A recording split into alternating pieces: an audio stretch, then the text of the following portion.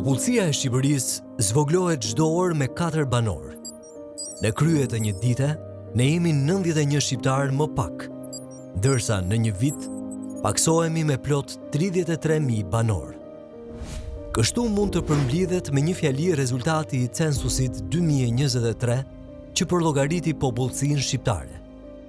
Shqiptarët po emigrojnë, gratë po lindin më pak fëmijë, të moshuarit po jetojnë më shumë, popullsia po të kurret. Shifrat ndryshojnë ndër vite, por jo trendi i pashmangshëm i rrudhjes dhe plagjes së popullsisë. Apo rrezikohet ekzistenca e popullsisë shqiptare me këtë të ardhme demografike?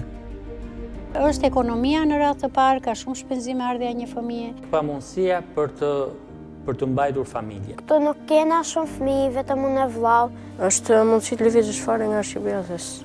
Fëmijë si ke, fëmijë e fëmijës nuk i ke. Kanë që në 97-ën, që ka një kur.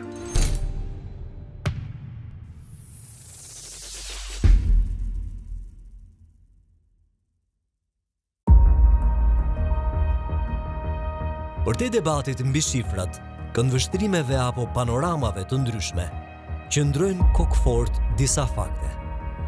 Ne jemi një popullsi më e vogël, më e vjetër, më e mpakur. Dhe nuk arritëm këtu në një ditë, vit apo dekadë. Po, është e vërtet që këto fenomene kanë prekur tashmë të gjitha popullsitë në botë. Por Shqipëria po përjeton një tkurje jo të vogël. Është kjo që shohim sot në 2024. Arsyet që arritëm deri këtu janë disa, por më kryesoret janë 2: emigrimi dhe ulja e lindshmërisë. Ne do t'i marrim me radhë në analizë, në një këndvështrim nga Vermoshi në Konispol, me histori njerëzore dhe të dhëna ndër vite.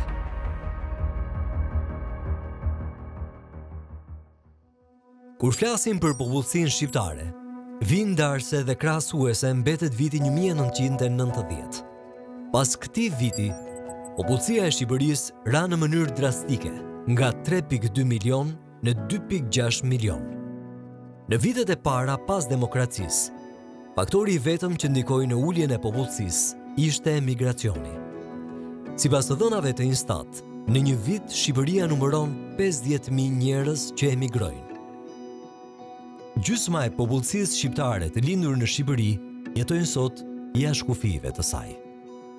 Një nga problemet më kryesore, më të dukshme dhe që e bën më të vështirë jetën këtu, është shpopullimi. Shpopullimi është në një masë shumë të madhe. Pothuajse të rinj dhe fëmijë ne nuk dimë më të kemi këtu. Nuk mund t'ua imponojmë ne fëmijëve që mos ikë. Ata janë të rritur dhe bëjnë zgjidhjen e tyre. Të rinjtë e para s'kan ku punojnë. E dyta, nuk kanë ku arsimojnë fëmijët. Dhe ç'është më kryesorja, të rinjtë nuk krijojnë dot më familje. Para viteve 90, faktori emigracion ishte 0. Ndaj popullsia njihte vetëm rritje. Shtuar këtu edhe bumin e lindjeve nxitur nga politikat e kohës së komunizmit për shtimin e popullsisë. Por gjithçka u përmbys me ndryshimin e sistemit. Sot, 34 vite pas atij momenti, pamja e shumë fshatrave nëpër Shqipëri është kjo. Dryni është detaji që i përbashkon nga Saranda në Shkodër, nga Gjirokastra në Kukës. Edhe në Konispol, një zonë që ka akses të lehtë në Greqi për arsimim, shëndetësi e blerje, sërish sytë e të rinjve janë përtej shtetit fqinj. Të rinjt shikojnë më mirë një jetesë më të mirë, shikojnë një jetesë që të ketë lekë. Pra të ardhurët e tyre nuk i matin më në Shqipëri, i matin jashtë shtetit. Në Greqi, në Gjermani, në Zvicër, në Angli, për shembull shkollat avash po mbyllen. Arsyeja e ikjeve masive të rinjve thuajse në 2/3 e rasteve është ekonomike.Ështetuar kjo me pritshmëritë për të përmirësuar standardet e jetesës dhe gjetjen e një pune. Rritja dhe vështirësia e jetesës, rritja e pretendimeve dhe pritshmërive për më shumë komoditet dhe hapësira dhe mundësi, rritja e nivelit inflacionit, rritja e produkteve dhe shërbimeve bazë, e cila ka ardhur progresivisht, tregon dhe rrit pakënaqësinë e individit dhe zhgënjimin e tij, ku përmes sakrificave të punës gjatë gjithë muajit nuk arrin dot të përmbush nevojat bazike dhe elementare të familjes vet.